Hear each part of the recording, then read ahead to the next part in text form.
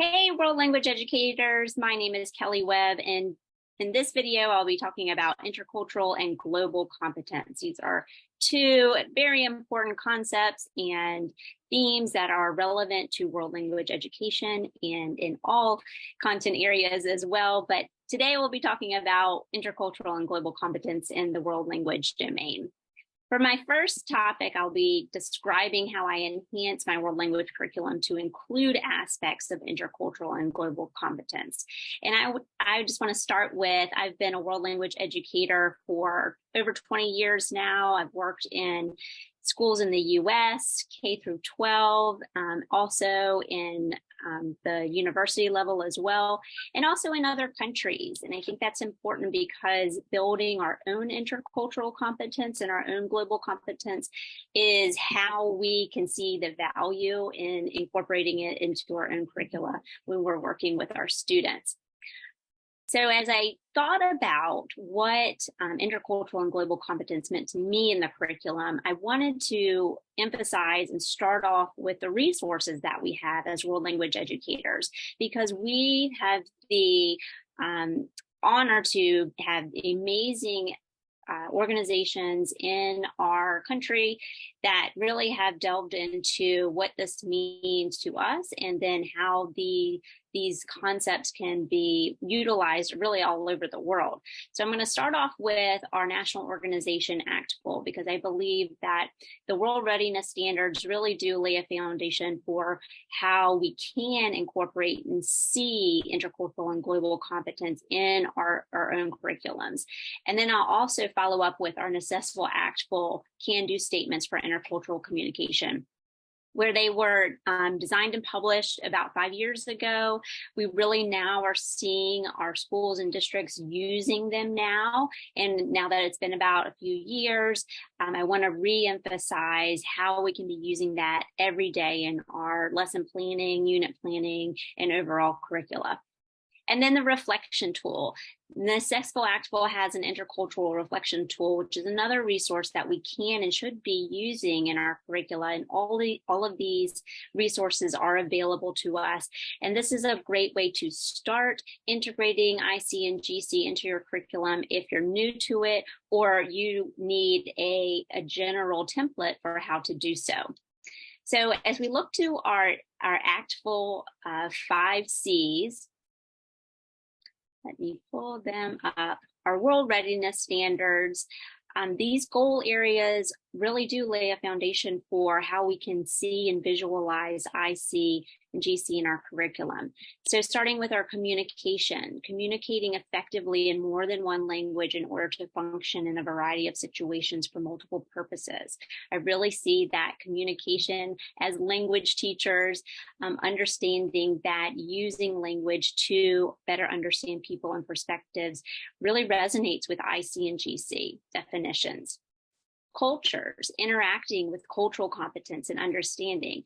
That competence is right in this definition here. So we really do have naturally IC and GC built into our standards within our National World Language Organization. Connections, connecting with other disciplines and acquiring information and diverse perspectives in order to use the language to function in the academic and career-related situations. Today, I'm going to spend a lot of time talking about connections, because I really do feel like incorporating IC and GC is funneled through making connections to people. Comparisons, developing insight into the nature and language and culture in order to interact with cultural competence. Again, here we're seeing cultural competence.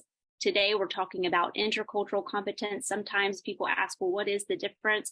I will say that it's the language, that we're using language to interact and understand, connect, make comparisons with our community, which is the next one. But that difference between the cultural competence and extending it beyond into the intercultural competence is really about those interactions and using the target language to do so. Our communities communicating and interacting with cultural competence in order to participate in multilingual communities at home and around the world. Well, there you go. That's how we're going to be building our IC and our GC skills and knowledge and attitudes. It's through making these connections with our communities. So talking about those actual 5 C's, I now want to take us to those intercultural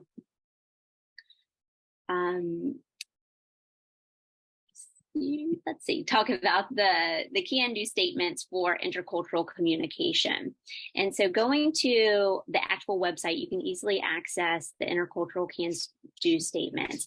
And they have lots of examples and ways to show you how to use this in your curriculum. So if you have not done it yet, go to this document first. I know I'm scrolling through here, but this is where you can get an idea, okay, what is intercultural communication, which is how they have termed it here for this resource, look like in the classroom? And I want to share with you that they have designed it so that it is across the proficiency levels, which is key, which is fantastic. If we are going to be exploring and integrating IC and GC in our world language curriculum, we need to do it from the very beginning. We need to do that with our novice learners, with our intermediate level proficiency, and our more experienced and distinguished language speakers, because it's not something that's only, IC and GC is not only for our upper level classes or only for our high school students. We should be starting at the beginning, and ACTFL and Assessful emphasize this too, as they've designed it by proficiency level as well. So as you look at these benchmarks and performance indicators and examples for the Assessful, ACTFL, can-do statements, they have broken it down by investigate and interact, which is exactly what we're doing here. We're investigating, we're curious, we want to know more. That is what this concept of interculturality is about: investigating products and practices. You're understanding cultural perspectives other than your own. But it's important to understand our own too. So at the next document I'm going to share is about the reflection tool and understanding yourself. Interacting, again, going back to that communication when you're building IC and GC, you need to interact, you need to talk. And as world language educators, we're teaching our students how to do that in the target language. So interacting with others in and from another culture. And this is also about understanding ourselves too. So in these statements, students are building on the products, the practices, what they can do. And in the novice level, they're identifying products, practices. They're interacting with the language to communicate effectively, and they're using behaviors that are appropriate, but they're learning it in stages. So these documents, again, go by proficiency level. So start where the students are, and then it will build upon each other as they are learning the language and developing stronger proficiency skills in the language. So take a look at those. And then going back, the third thing I wanted to share is the reflection tool, because it's really important to, in order to integrate IC and GC into the curriculum, you need to know who you are, yourself as a teacher. Your students need to understand themselves and what experiences and backgrounds of their own cultures that they bring that inform how they understand others. So the Assessful, ACTFL, can-do statements also have an accompanying intercultural reflection tool, which is a great resource. And I'm going to pull that up here now. And here's an example. You can design your reflection tools based on these and using them as examples, but it shows you that at the end of a lesson or a unit, and you can do this as much or frequently as you can, students are using journals, or they're taking time, whether it's in class or outside of class, to think about what they've learned, compare and contrast, using some kind of questions to prompt their thinking, and kind of extending it further, using critical perspectives, thinking about the why and the what and the how when they're talking about, maybe it's a food that they're talking about, or a way of living, a daily routine, or maybe it is a clothing of that culture that you're talking about, and going a little bit deeper into, well, what do I do in my own culture? What is my routine? Or why do we eat these things at these times of the year or times of the day? And one of the ways you can really challenge students is to start thinking about this in the target language that they're learning. Now, as a reflection, and we know as students are learning for the first time another language, they might not have the ability to express themselves as the way they want to share their thoughts in the target language. So that's why these instructions say it can be in English. If English is their first language and you're learning Spanish or French or German in the classroom, these reflections can be done in their first or language, which might be English. So using the language that they can really connect with so that they can go deeper into these thoughts. So the learning intentions are always here with the investigate and the interact, and then you're going back and students are taking the time to reflect, maybe in a journal or online on a portfolio, for how to take this further. All right, so those were the three things I wanted to share that really are the foundation for how we can easily integrate IC and GC in our world language curriculum. But what I want to talk about more today is making connections. What I see as a standalone way to easily integrate IC and GC into your world language curriculum is to make connections to people, to places, and to content that builds and challenges your students' perspectives. So what do you do here? I want to share with you 3 resources that I've personally used and I've had my colleagues use that really make an impact and are easy to connect to. They're free too. All right, so these resources are Happy World Foundation. Our actual current president, Akash Patel, has this amazing nonprofit organization, Happy World, that he does a number of different things, but one is connecting people, teachers, students all over the globe so that they can interact and speak in the target language and learn from each other and expand on those perspectives. So I want to share a little bit about Happy World first. Then we're going to move into your local resources, art galleries. For example, we have a fantastic art gallery here outside in Richmond, Virginia, the VMFA, and you can go to your local art gallery's website and find virtual tours and use Harvard Project Zero's thinking routines as guides for how to extend students' learning and make connections in ways that build on their IC and GC.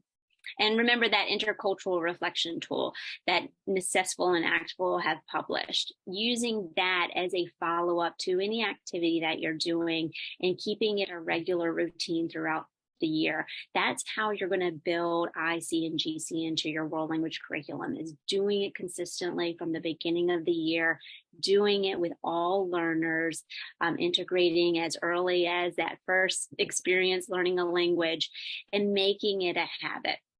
So Happy World Foundation, when you go to their website, you are going to see lots of different things that Akash is doing all over the world.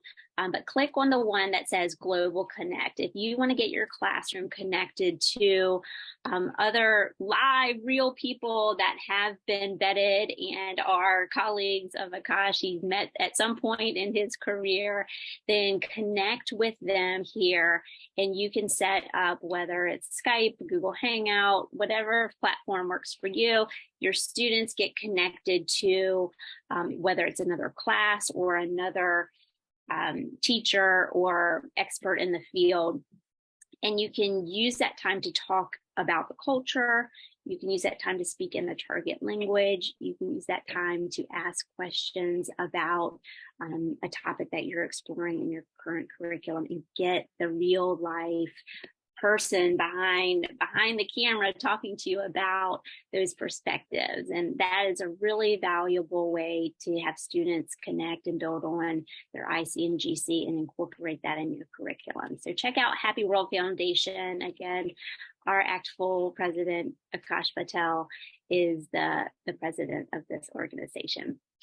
All right, the next one I want to take you to is your local libraries, or excuse me, local art museum. So I live outside of Richmond, Virginia, so we're going to explore the VMFA, but they have collections that are virtual. So you can, if you can't take your students in person, take them on a virtual tour, and and you can, whether you live in Richmond or not, you can go to this website, it's free, but they have put together collections that students can explore. And then I have accompanied this, when I have done this with my students, I accompany anything that we're looking at visually with Project Zero's, Harvard Project Zero's thinking routines. And they have arranged questions that are already made and just simple ways to explore a topic and go a little bit deeper. So check out Project Zero. The See, Feel, Think, Wonder is one resource that I usually gravitate to when I'm looking at artwork with my students, because you can use it at novice levels. What do you see? What feelings emerge for you as you look at this piece? What does this piece make you think about? What do you wonder about? And even my level 1s and level 2s learning a language can at least write down words to these questions in the target language. So check out Project Zero or other ways to explore thinking routines. Global thinking is a theme, a category that they have on their webpage, that they already have it set up for you, and you can just embed it into your curriculum, whether you're looking at a movie or you're reading a book with your class, or as I suggested, checking out your local museum and looking at artwork from other countries and cultures, and really delving into the comparisons and the perspectives, and extending students' thinking. And remember, the last thing I mentioned is, what else should you be doing to embed IC and GC into your curriculum? And it's following up with that reflection. Follow up with the intercultural reflection tool. Have students use their journal so they can see their growth over time. Remember, they can be thinking and reflecting in their first language, or they can challenge themselves and write it in the language that they're learning. But these are all resources for integrating IC in the world language curriculum. So as we finish up, I want to encourage you to make connections to people, places, and enriching content so that you are easily and accessibly integrating IC and GC into your world language curriculum. We can do it. Our students deserve it, and go for it.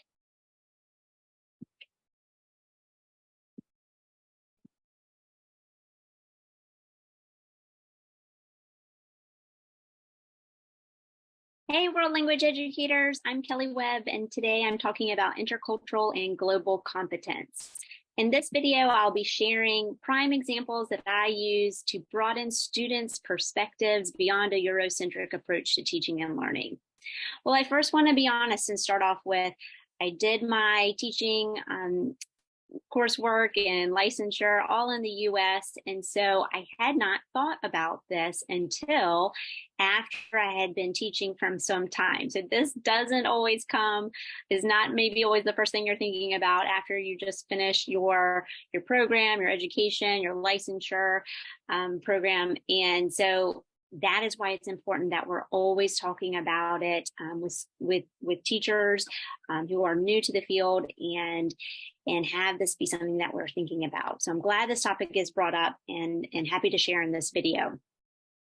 So like I said, I didn't do this at first. My first years of teaching, I used what I learned in my programs, and this was not on the agenda or curriculum when I was going through my teacher education program here in the US. But having taught internationally and in other places around the US and having diverse students, this is so important for us to be thinking about as we are language teachers and we are naturally teaching about another country or culture and in the target language, and what are the resources that we're using? What are we bringing into the classroom to share with our students to build and expand on the knowledge that they have, which is likely just based on their own experiences, what they have had.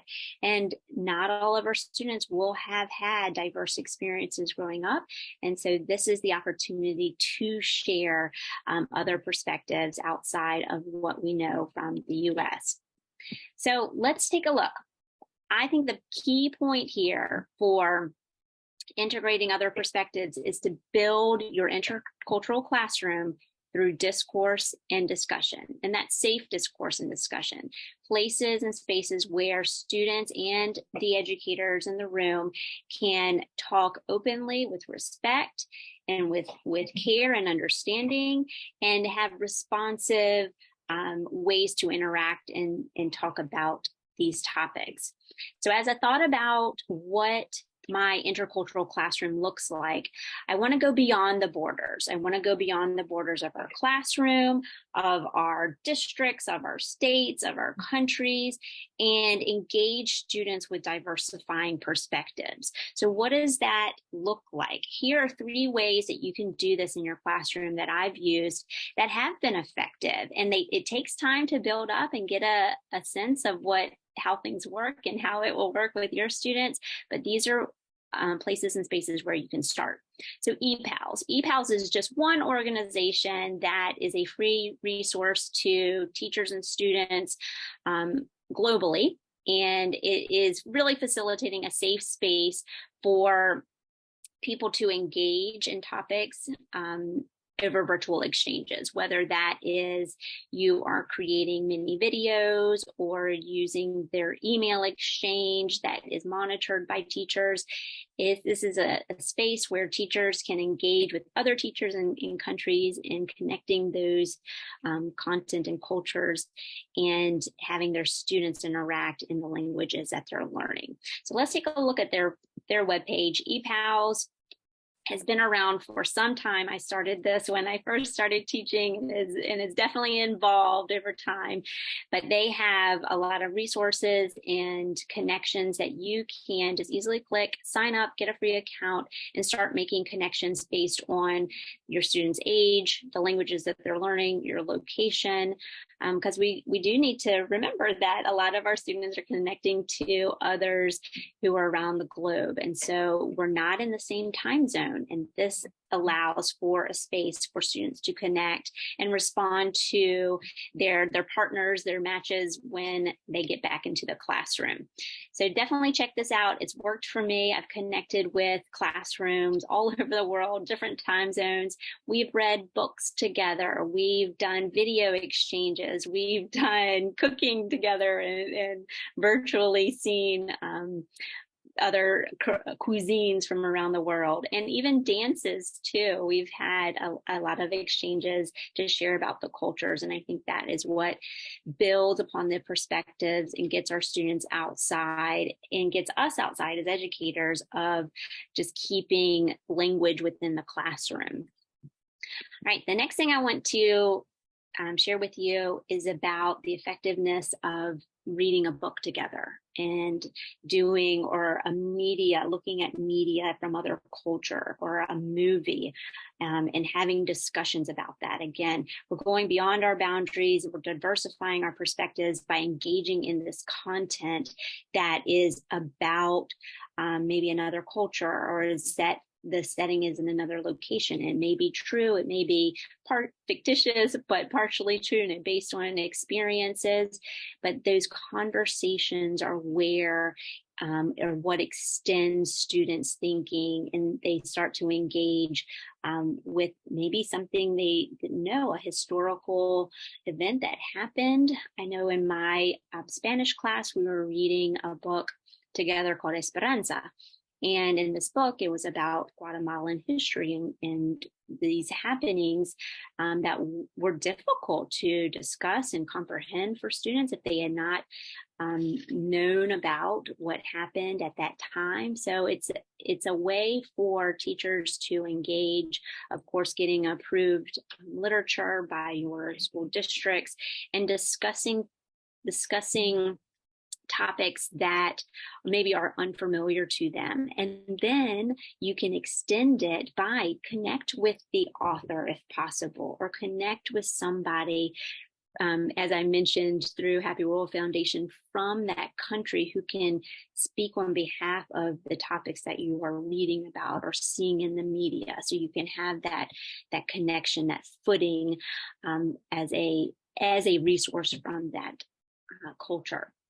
And then third, and I'm always going to keep repeating this because it's so valuable to diversify perspectives and really go beyond one way of thinking, is to reflect on it, and using, whether it's the intercultural reflection tool or another resource, this is the time and space where students can explore how they're feeling and engaging with having learned something new that's different.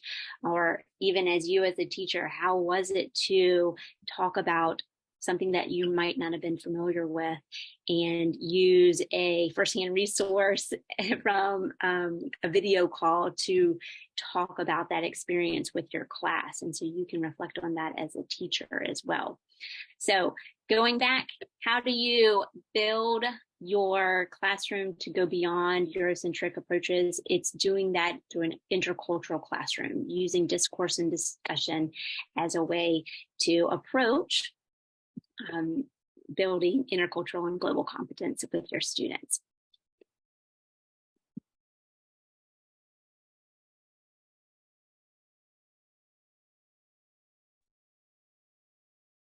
Hello, world language educators. My name is Kelly Webb, and today I'll be talking about intercultural and global competence. So what does teaching for intercultural and global competence mean to me? Well, I must first acknowledge that these terms were new to me as of 10 years ago. I had not heard about them in my prior education programs, and first was introduced to them when I started the doctoral program at George Mason. However, what I've learned is that these terms have existed since dating back to the 1970s, and they have been extensively researched in lots of different domains, including world language education. In my own doctoral dissertation research, I interviewed world language teachers about their understandings and integration of intercultural competence in their classrooms. So I'll share a little bit about what my findings were. So I'll introduce one example that has informed my understanding of intercultural and global competence. And I turn to our National Organization Act for our global competence position statement, published in 2014. So check this out, but in reviewing it, it really does capture about the ability to communicate with respect and cultural understanding in more than one language is as an essential element of global competence. And that was a key finding from my study as well, about the importance of language, and that intercultural competence is more than language. It does go beyond and extends those boundaries. I also want to share that when I'm talking about what teaching for intercultural competence means to me, that I really lead in my positionality as an educator and a researcher within the domain of world language education and international education.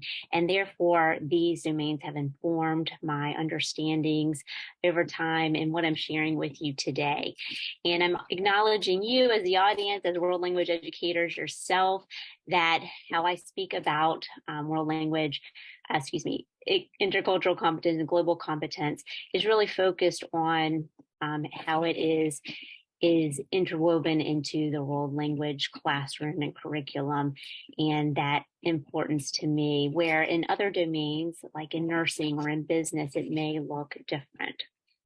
So I want to lead with this quote from Fantini in our world language educator domain. And he shares that in today's world, everyone needs intercultural competence, and learning a second language and developing the complex of abilities that lead to intercultural competence are essential. And Fantini is one of the world language educators who is a scholar and researcher in the field of intercultural competence.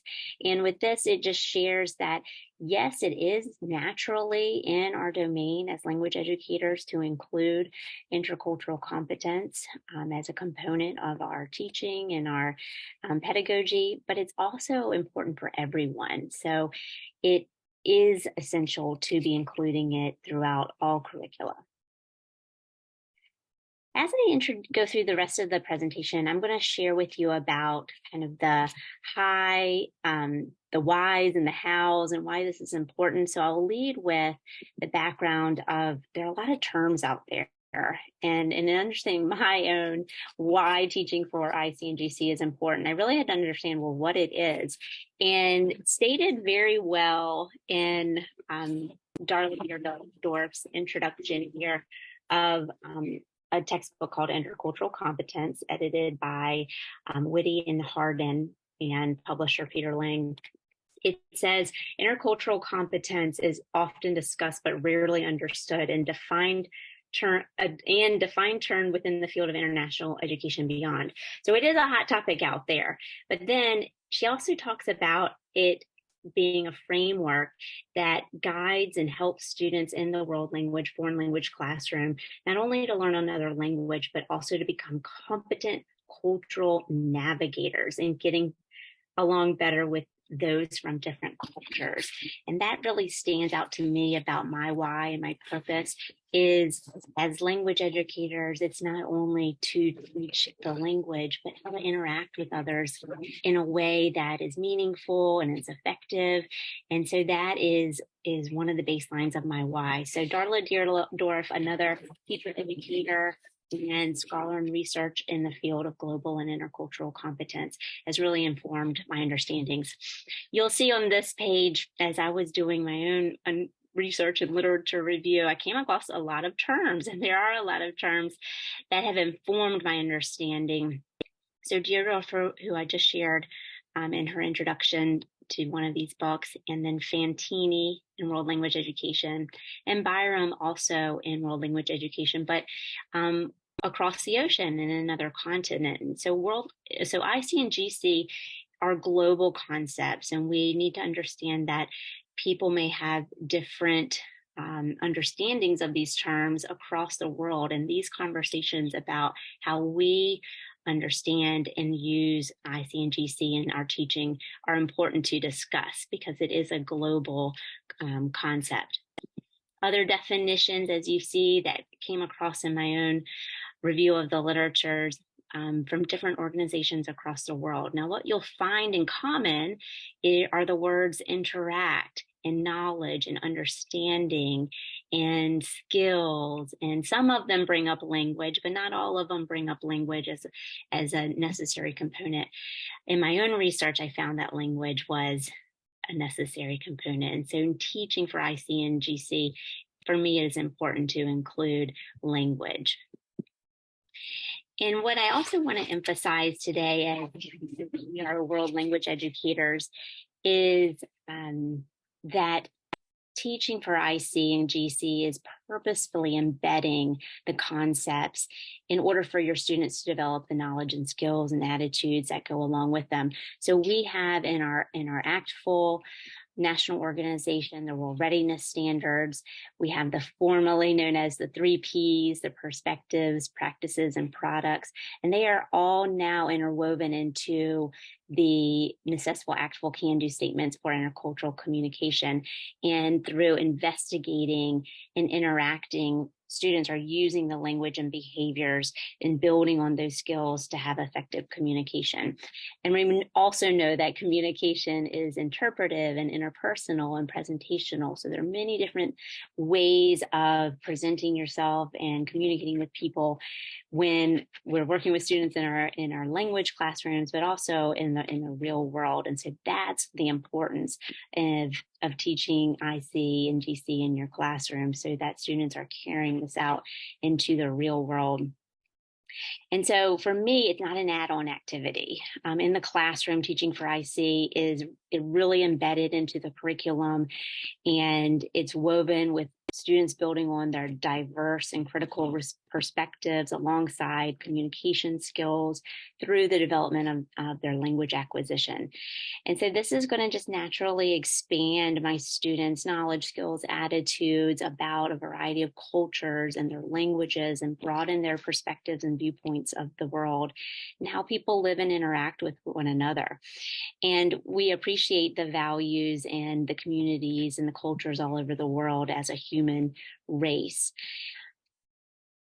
In my own research, I wanted to share, just to finalize my thoughts about this topic, is that when I interviewed world language teachers across the US and how they were understanding and integrating intercultural competence in their classroom, they shared a multitude of ways of integrating IC. And here, visualize in this framework here, we can see the 3 P's of IC, in that it's purposeful, pedagogical, and programmatic.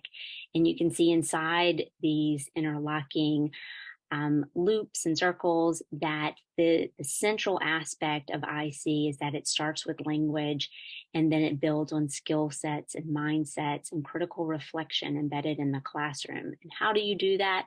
Within each of those circles, you can see some of the real ways that teachers are using and integrating IC through language-centered, constructive, collaborative, inquiry-based activities. It's embedded. They're doing things as a department. They're having partnerships and experiences and realia, all of things that I've mentioned before. And this led me to developing a model for integrating IC into the classroom. And so this model of intercultural competence for integrating IC development, because IC is a developmental journey, and it is founded on having experiences when you are interacting, engaging with others. And so it starts with the acquiring language proficiency, building the skill sets needed to communicate effectively and understand other cultures, through developing attitudes and dispositions for acceptance, engaging in appropriate actions and interactions, fostering effective communication, reflecting and practicing critical awareness, and understanding cultural and self-knowledge. And so as I think of these things, and going back to the original question about what is teaching for intercultural and global competence mean to me, I really think that it goes back to that purposefully embedding the concepts that I've just mentioned and these attributes of GC and IC into the world language curriculum, so that my students are going out into the world and they're developing these skills, and we're really making the world a better place. Thank you for your time.